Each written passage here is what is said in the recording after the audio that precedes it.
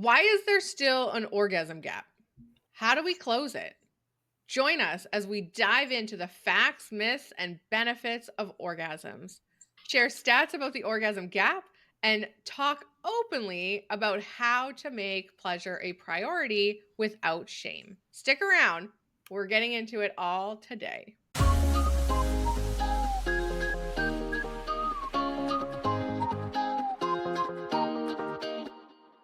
Welcome to Not Safe for Brunch. In this podcast, we're here to bring sex, insight, and real world education to the table unapologetically. Think about it as having those important, unfiltered brunch conversations with your closest friends about sex, relationships, and everything in between.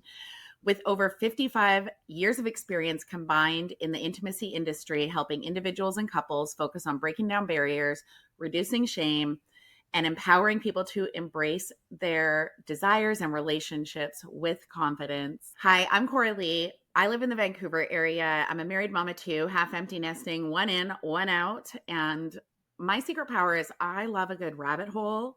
I love digging deep and finding the truth or the root cause of a situation. And I'm Amber. I live in Ontario. I'm married. I'm a mom and a GMA. And an unapologetic quality of mine is I weed through the fluff and I get to the point. I love it. I am Vicki. I'm in Manitoba. I'm divorced and I'm re-entering the relationship space. I'm a mom to two grown-ups, and my magic is making meaningful connections and relationshiping, which of course creates trust. So, guys, why is the orgasm gap so persistent and what can we do to close it? Communication. Yep. I was going to say, just ask for it. Can we yell it out? Ah. Yeah, Corley's right. It's communication. It's making sure that you make it clear what needs you have, what needs need to be met in order to be completely fulfilled. And of course, we know as women that we don't need to have an orgasm every time.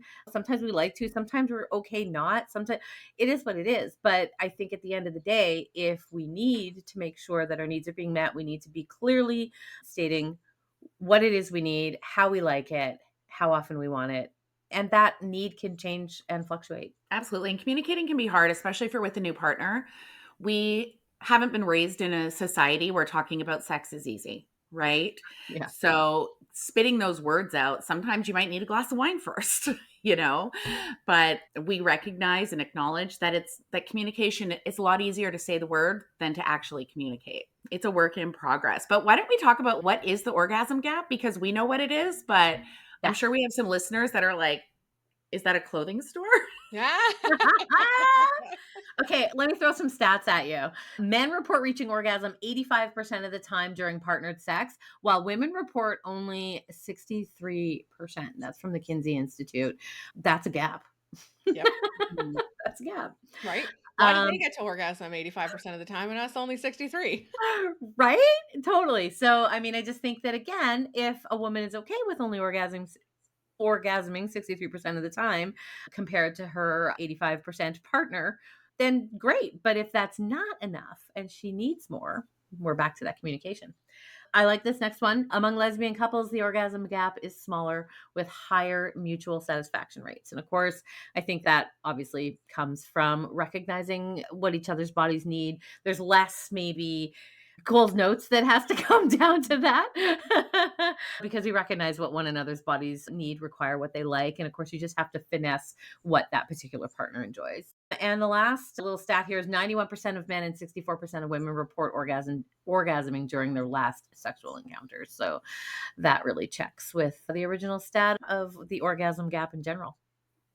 I want to add another gap in there, and that is the fact that according to studies, people with penises typically orgasm in 4 to 6 minutes, whereas women 18 to 20. So that is like almost a 15-minute gap on average, right? So that's another gap. Oh, wait, that sounds like the amount of minutes that vagina owners need in order to be ready for sex. Oh, wait, foreplay. Yeah. There's just a whole bunch of gaps. It's like huge, right? If you're not having it, I mean, the focus on like just penetration versus clitoral stimulation is huge. Like most women can't climax with penetration alone. They need that clitoral stimulation. So whether that's coming from foreplay ahead of time or during or whichever, but they need to have that mix so they could climax too.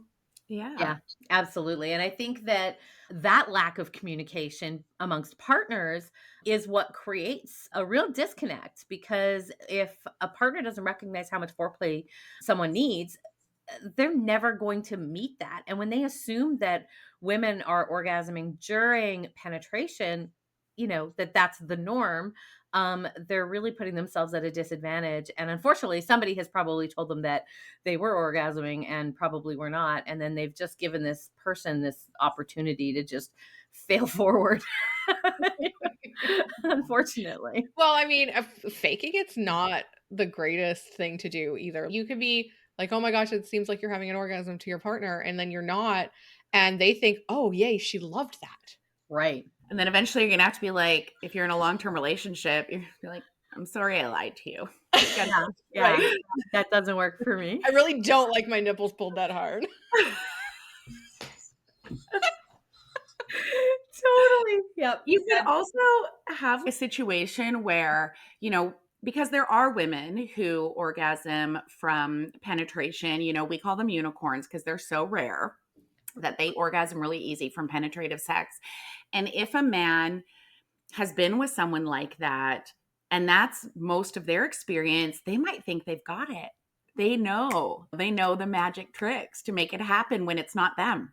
Mhm. It's her and her anatomy and how her body's responding, right? So that can create some discord as well, because they then have to accept, which might be hard on the ego, that they don't have the magic penis. No. Well, and it could be not just relationships in the past, it could also be porn.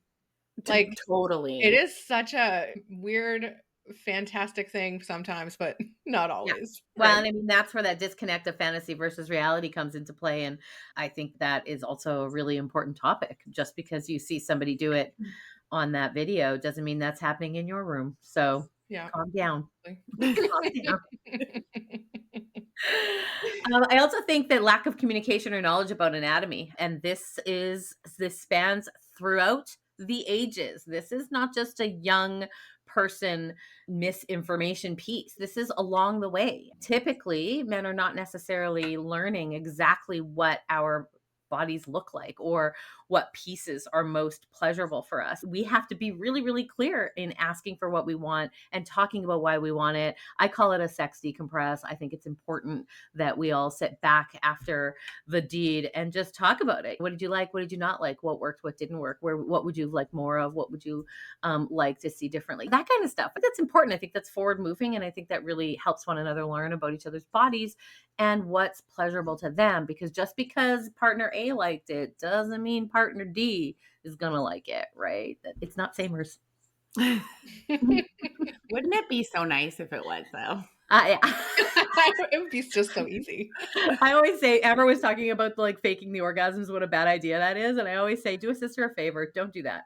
Don't do that. You may not keep them forever. If you are going to catch and release, please put them back into the wild with some real knowledge.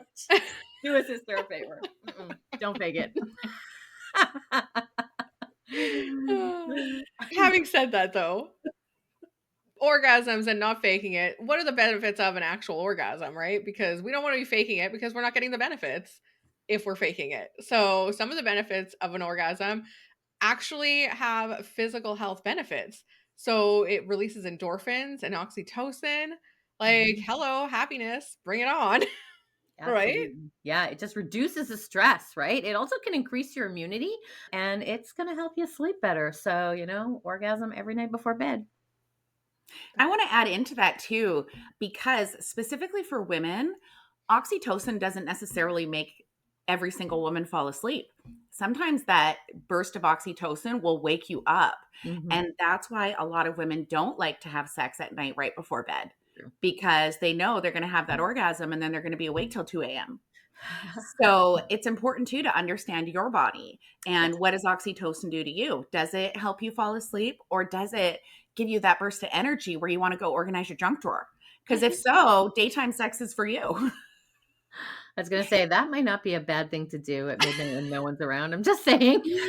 Right. But if you have to get up at 6, it might True. be, right? So Yeah. it's just part of those things about knowing your body and understanding your body because everybody's different.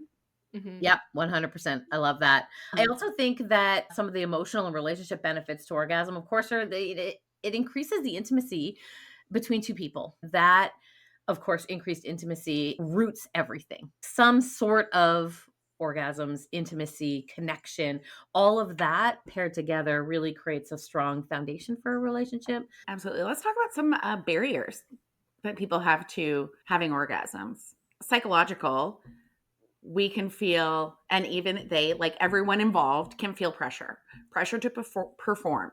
People who have penises, that pressure can sometimes be pretty obvious because their genitalia is external and we can see whether it's like Right. this, right? Whereas ours is all internal. Yeah. So that's why it's easier for women to fake it, but that performance pressure can really hold you back because you're getting too much into your head. Yeah. And that's a huge reason that people struggle. And like we already said, faking it can be that quick fix, but long term, Yeah. Mhm. You know, faking it chemically also is really detrimental to your physical body's further responses. So when we fake it, our brain goes, "Oh, that was that was it? That was it.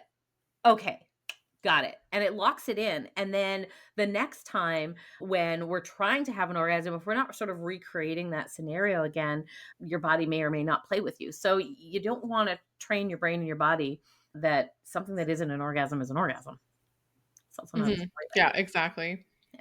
If you're finding it difficult to achieve an orgasm, you can add a variety into the bedroom. Have a little bit of an open mind, have that communication. I know we say communication a lot, but it's so key in any relationship. But having that communication going, I think we should really try something different or in a different area, maybe in the car, spice it up a little bit where your body's, ooh, this is new, this is fun, or Right. incorporate a toy. If you've never had a toy before, talk to your partner, have that Mhm. conversation outside of the bedroom and Mm. incorporate a toy, whether it's just a small little bullet, a larger toy, whatever. But that is a great way to spice things up. Yeah, agreed. You were saying locations, but different activities in your usual location, trying a different position. As women, especially, we tend to have to be in a certain position in order to have an orgasm. Test out some new spots, try some new things, see how your body responds. You may have to go back to that, but I think that it's important to stretch, test yourself emotionally, physically, just to see how your body will respond to some new stimuli. I think and it's exciting. even lingerie. Mm. Lingerie is another great way to bring in some variety into the bedroom because if you're naked every time you're having sex, and maybe you have a partner that's like, don't wear, they don't want you to wear lingerie because they don't see the point because they're just going to rip it off. You need to be like, this is for me Right. because it makes me feel like a sex goddess instead of everyday me. And that can get your brain going, which can help create that variety Yeah. in the Yeah. bedroom as well. And if you haven't solo explored lately, What do get you in mean? there. You're like, maybe something's changed. Like we change, our bodies change, we change, everything kind of changes as we age, whatever. Find out what's working for you right now, if it's been Yes. a little while, and tell your partner that. Yes, yes. I mean, hormonally we change and physically we change, and we have life that changes. We've got dynamics that change. We have to roll with those punches, and we really are chameleons. We really, really are. I love that you said that. Figure out what your body is enjoying and go with that. And again, we're going to go back communication. Yeah, talk about your preferences, talk about what you want to try. Your brain is your biggest sex organ. So you want to make sure that you are engaging that. And the second that you're engaging a partner and having conversation about your sex life, I think that that's going to also increase the connection and the intimacy. I think it's important to acknowledge is that, believe it or not, this might be shocking to some people's ears, but there are women in their 40s, 50s, 60s who've never experienced an orgasm. Yeah, that's a good point. I think before anyone's had an orgasm, they kind of have that, have I had an orgasm? I don't know. And then once you finally have one, you're like, oh, That was it. now yeah, okay. And sometimes that buildup as you're about to have an orgasm, that feels really good too. And that's why people question it. So that can be part of the barrier as well, right? If you've never had one, solo play. When you're getting that, like, is this it? Is this it? You're getting close. Keep going. Keep going. Keep going. There's an importance of embracing the journey, not just the destination. Orgasms are wonderful. They're great. Don't get me wrong. But intimacy is about more than just climaxing. Yes. Yeah, I think when you think back and you think about your most memorable sexual experiences, yes, you probably had like a mind-blowing orgasm, but what led up to that? Correct. What led up to that? What do they say? Foreplay starts in the morning. That's right. Yep. Okay, before we close out this podcast, we do want to circle back to last week's podcast where we discussed vacation sex, and our wonderful friend Vicki here was off in Mexico with her new man, traveling together for the first time, and we asked her some questions, some predictions that she had for her vacation. I've never felt like I've missed out on something more than I do right now. I'm like, I can't wait to watch that episode you recorded without me. Okay, so let's go into the first question we asked you. Sure. How many pairs of underwear do you think he will pack? And you said 8. I said 8 and he packed 6. How do they do that? I'm not sure. I think they bank on wearing their swimsuit like Okay. for like a lot. Okay, I guess. And there, we absolutely were on the beach, at the pool, 90% of the day. So, you know, you put your underwear on at night, you wear it for 2 hours, you go for dinner, and you go like, yeah, I think it was fair. I They're wish not I like had women. that level of We're- calmness. Oh, I'm bringing Right? 14. I like 16. We're going for 8 days, 16 pairs of underwear. Right? You never wear all 16 as a woman, but you need to have them. You don't know. Something might happen. Anything could happen. Anything. Yeah. Mhm. So if you don't pack them, you're going to need them. Yeah. So 6 was the answer. It worked Okay. out well. It was fine. They just have so much confidence. Right? Men have so I much get it. confidence. Like, yeah, okay, all right. You're not going to shit your drawers. All right. Yeah, who cares if I shit my pants?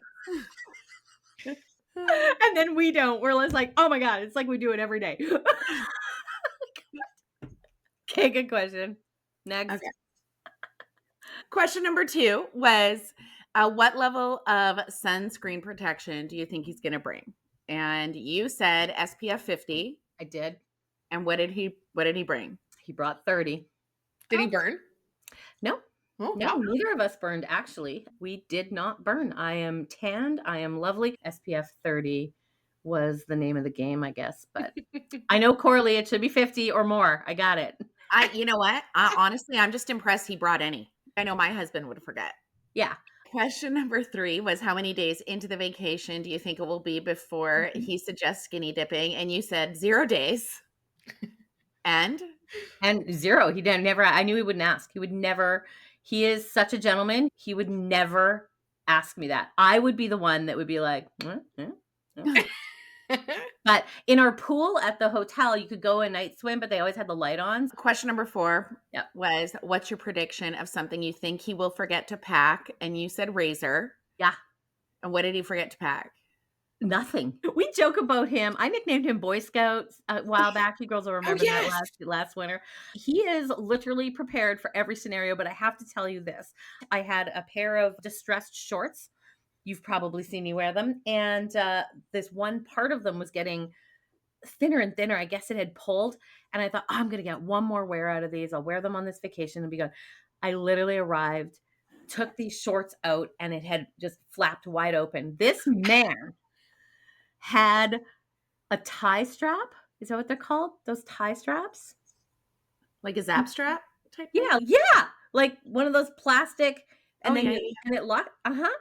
He used that on my shorts, tied the part on the leg together, and it held. I literally think I'm going to get another season out of these shorts. You could not even see the tie strap, and he just clipped it together. And I was like, okay, I'm sure I can get like a sewing kit or something just to judge this for a couple of days. And he was like, no. I went to the bathroom. I came out. He was done. I swear to God, Boy Scout all the way. Wow. Yeah. Yeah, He's a unicorn. he might be. Okay. And our last question was, if he could pick anywhere in the world to take you, where do you think you would choose? And I thought this was a good question because I feel like when you're on vacation, if it's a good vacation, you're already talking about another vacation. So Yeah. you said Italy. Yep. And what did he say? Italy. Ah, Yeah. We'd actually talked about Italy before. He's a chef, so Italy is just one of those places that most chefs want to go and just experience the food and yeah, just dive into. So Italy it is. So we'll see if I can take a long vacation. I don't know about that flight, but we'll see. It was pretty successful for our first vacation away together like that. I mean, it was 7, 8 days that we spent back to back. It was good. It was fun. It was relaxing. I'm glad you had a great time. And just, to circle back to our point from last week's podcast is if you have the opportunity to go on vacation with a new partner before you move in together, do it. You're going to find out a lot about each other. Yeah, for sure. That's so true. Oh my gosh. I'm glad that was your topic. That's amazing. All right, so the orgasm gap is real, but it doesn't have to stay that way. By understanding our bodies, communicating openly, and prioritizing authentic pleasure, we can all work towards more fulfilling experiences. So try something new this week, whether it's a toy, a conversation, or taking some time to explore something new. Thanks for pulling up a chair at our unapologetic brunch table today. If you enjoyed the conversation, don't forget to like, subscribe, and leave us a review. It's like tipping your server, but for podcasts. And hey, sign up for our weekly newsletter using the link in the show notes so you never miss the juiciest, most unfiltered chats we're serving up. Remember, brunch isn't just about the mimosas, it's about the authentic connection and keeping it unapologetically real. Until next time, let's keep the brunch vibes alive and the conversation flowing.